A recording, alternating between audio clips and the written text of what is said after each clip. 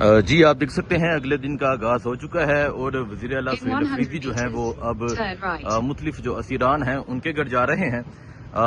वज़ीर आला सुहेल अफरीदी शाह महमूद कुरैशी के घर पहुंचे और उसके बाद अब वो डॉक्टर यास्मीन राशिद साहिबा के जो घर वो जा रहे हैं। सो ये मंजर है जी लाहौर का।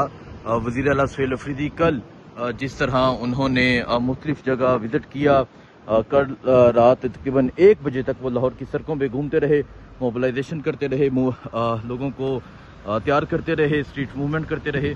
और आज का ये मंजर है, आप देख सकते हैं जी। वज़ीर आला सुहेल अफरीदी आज दूसरे दिन भी लाहौर की सड़कों पर हैं और असीरान के घर जा रहे हैं। वो पहले पहुंचे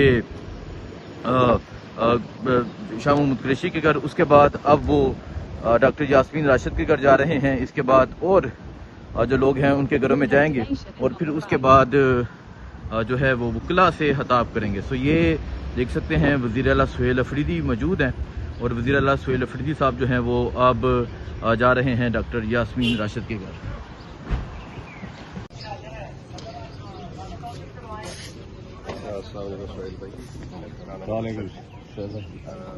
राशिद अभी मलिक साहब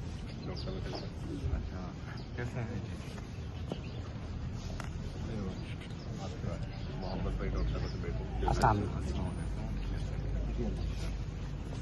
साजिद नबी मलिक साहब। अच्छा